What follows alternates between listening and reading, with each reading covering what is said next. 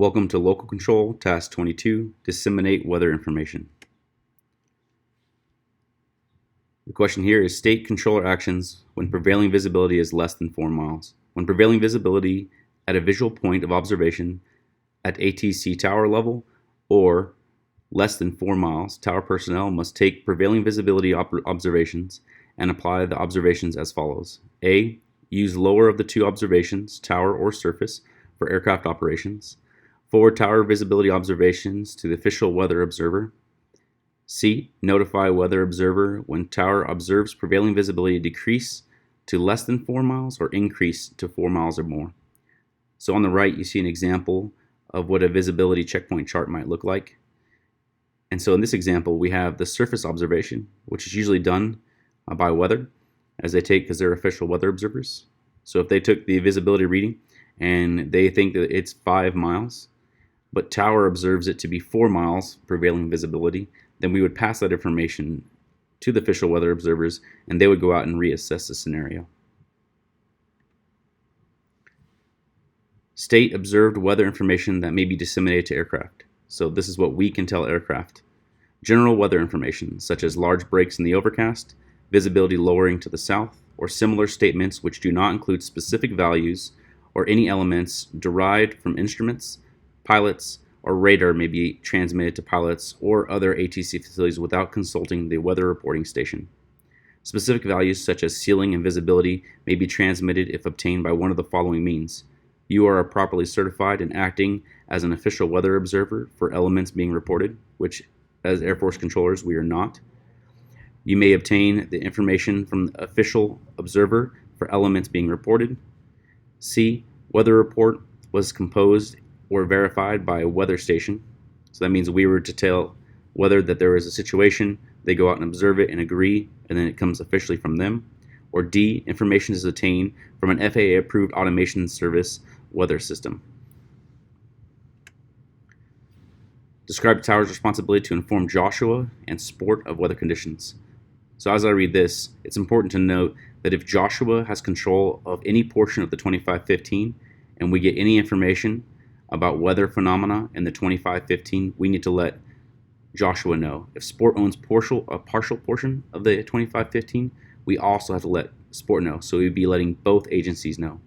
However, if Sport had sole control of the 2515 and we had an observation that was reported to us that was only inside the 2515, we would tell Sport only. If we had an observation, say, coming from Palmdale, from an aircraft that was coming from Palmdale back to us, and they had an observation that was on the way, we would tell both Sport and Joshua about it. Tower must disseminate pertinent information from SIGMENT, AirMint, or CWA to other ATC facilities within your terminal area. Tower is responsible for informing Joshua and Sport of weather conditions received from the weather station or via PIREPs. Tower is responsible for informing Joshua and Sport of weather phenomena observed from the tower, rain, lightning, etc. Describe Tower's responsibility to notify weather of differences between tower observed and weather reported elements. Differences between weather elements observed from the tower and those reported by the weather station must be reported to the official weather observer for the element concerned. An example of this would be if we had no rain on the observation. However, we see rain out the window, we would let the weather observers know right away at weather, and they would make the official observation. So let me give you some examples. You can kind of see vaguely behind this cloud layer, Edwards Air Force Base. In this example, if we had a complete overcast scenario, aircraft would not be able to fly VFR through this cloud layer, and Joshua Approach would have to fly them on a short-range IFR clearance to get through the clouds. However, if we had a break in the clouds, potentially we might be able to reduce that step, and Sport may be able to keep control of the entire 2515 as long as there was ways for aircraft to get VFR on top of those clouds. And correction, it's not VFR on top. If they can fly VFR through the gap in the clouds to get above the cloud layer. So here's another view of this scenario. So if we had a complete overcast layer like this shows right here, our aircraft would not be able to fly VFR through clouds. What this would mean is that Sport would have to release a chunk of airspace, in this example 5,000 and 9,000 feet, to Joshua Approach so that our aircraft could get a short-range IFR clearance and fly through those clouds. And then once they were on top of the clouds and able to maintain VFR, Joshua Approach could then ship them to Sport, and then they could maintain their missions and do whatever they needed to do.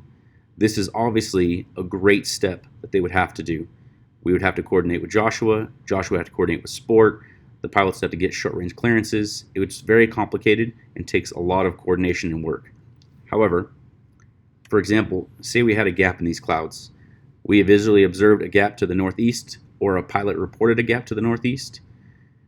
We could let the pilot know that there appears to be a gap in the overcast layer to the northeast, and the pilot can go out to that area either with us or with Sport, flying VFR, and if they observe that they can maintain safely 500-foot separation between the cloud layers, then they would be able to go on their own cognizance up through that cloud layer and get with Sport. This would reduce our operations significantly in the complications with both the pilots, Sport, and Joshua and ourselves. So it's important for us, if we make an observation of a break in the clouds, we can pass along to the pilots that there appears to be a break in the clouds to the northeast, and then work with Sport, let them know the same, and the pilots can try to maintain VFR. If they can't, then we'll have to do the complicated version of shipping everything over to Joshua Approach, getting short-range IFR clearances, and so forth.